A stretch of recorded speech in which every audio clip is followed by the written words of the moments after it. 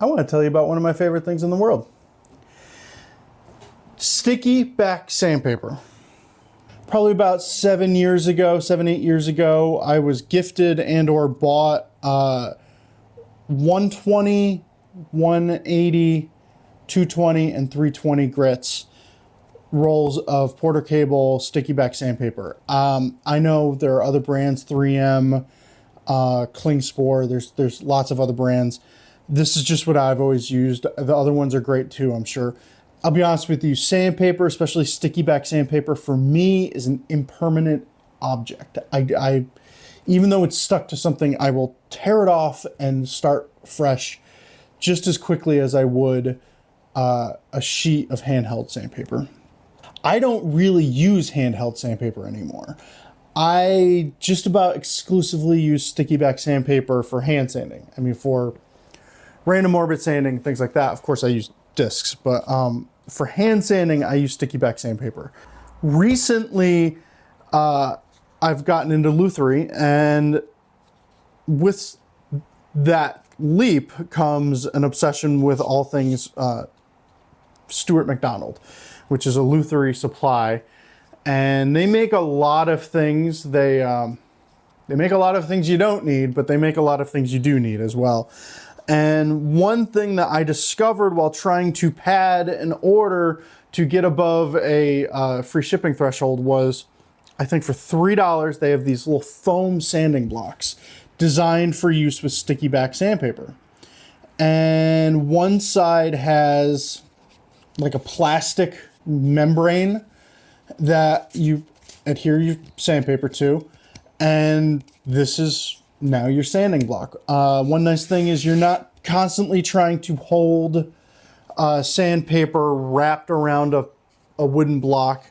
It's got a little bit of give to it, but it's stiff. When you feel this foam block, it feels like a flip-flop. It's got that that perfect amount of give to it. I bought one, and on my next StuMac order, I wound up buying 2 more. So I have these in a drawer with 120, 180, and 220 sitting on them. I've really grown fond of these. It's a great way of applying Stickyback Sandpaper to something and being able to get it off without residue. Another way that I really use Stickyback Sandpaper a lot is I have this little drawer, goes on like a cigar holder drawer or whatever, but I have all sorts of little sticks and pieces of wood. And this little piece of wood, this is a little piece of cherry. One side I have 180 grit on it, on the other side I have 120 grit on it. This little piece of wood with 2 grits of sandpaper on it gets used all the time. So this is always in that drawer. Also, I have what I believe to be, I don't have my ruler on me. How do I not have my ruler on me? Also, I have what I believe to be, this is a 1/2-inch dowel that is just wrapped with sandpaper, and I use this all the time for shaping things. I've even gotten to the point where I have a cutoff of 1/4-inch MDF in this box because I know one day I'll want it to put sandpaper on. So just a little container filled with cutoffs with Stickyback Sandpaper on it just comes in handy all the time. I use them all the time.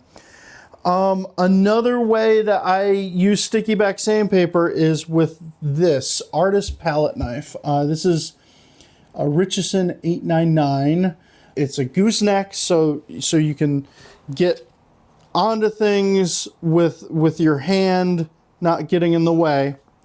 And this particular shape has proven to be incredibly useful. It's got a point right here that you can get into corners with. It's got a flat side that you can run along edges.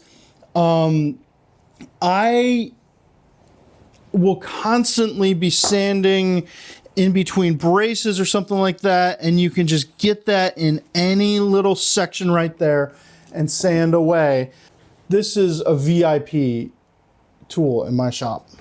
Another way of using Stickyback Sandpaper is to just add friction to something to keep it from moving. So here's a 1, 2, 3 block with a magnet stuck on one side and sandpaper, so it's not a 1, 2, 3 block anymore. But I use this a lot of times for a saw guide. If you had a saw, just that's convenient like that, just for measuring the height of something. Wow.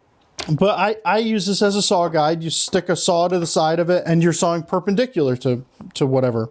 And the piece of Stickyback sandpaper just keeps things from moving. Another version of that is on the back of a ruler.